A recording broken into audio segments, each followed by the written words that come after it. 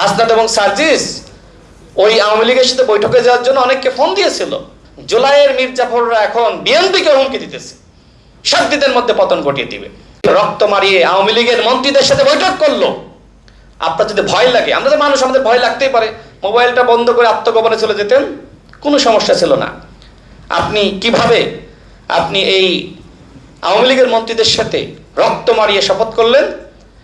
আরেকটা ঘটনা বলি, আমি জুলাইয়ের এত ইতিহাস জানি তো, এই জন্য আসলে তাদের আমি শত্রু। হাসিব আল ইসলাম 3 জন বৈঠক করতে গিয়েছিল, এর ভিতরে হাসিব আল ইসলামের শিক্ষক ছিল কে জানেন? শিক্ষক ছিল হাসনাত আব্দুল্লাহ, যেহেতু ফোকাসে কোচিং করাইতো, মানে শিক্ষক ছিল এবং হাসিব সেখানে ক্লাস করতো, এই জন্য স্যার ডাকতো। এই হাসিব আল ইসলাম চানখার বলে একটা মেসে অবস্থান করছিল। In the heart of the city rises a destination built for greatness. International Convention City, Bosundhara. Life takes a new course.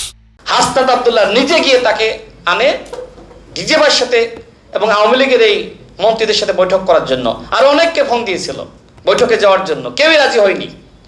Hasnat এবং সার্জিস ওই আওয়ামী লীগের সাথে বৈঠকে যাওয়ার জন্য অনেককে ফোন দিয়েছিল, কিন্তু কেউই রাজি হয়নি। তার মানে কি, সমন্বয়কদের একটা অংশ দেশপ্রেমিকের ভূমিকায় অবতীর্ণ ছিল, আর একটা অংশ আওয়ামী লীগের সাথে সমন্বয় করে আন্দোলনকে ব্যর্থ করার ভূমিকায় অবতীর্ণ ছিল। এটা জুলাইয়ের প্রকৃত ইতিহাস। যেহেতু জুলাই মাস, আসলে অনেক কথা জানি, বলতে হইল।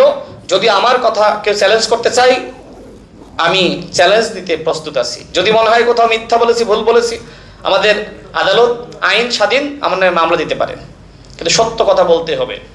নাহিদ আসিফরা সত্য না বলতে পারে, কিন্তু আমি রাশেদ খান যে সত্য জানি সেটা আমাকে বলতে হবে, এটা আমার নৈতিক দায়িত্ব। কারণ জুলাইয়ের মির্জাফররা এখন বিএনপিকে হুমকি দিতেছে, 7 দিনের মধ্যে পতন ঘটিয়ে দিবে, 1 মিনিটের মধ্যে পতন ঘটিয়ে দিবে। এত সস্তা নাকি জুলাই গণঅভ্যুত্থান? বিএনপির অংশগ্রহণ যদি জুলাই গণঅভ্যুত্থানে না থাকতো, এই বাংলাদেশে জুলাই গণঅভ্যুত্থান সফল হতো না। 31 জুলাই তার উদাহরণ দিয়েছি না? 31 জুলাই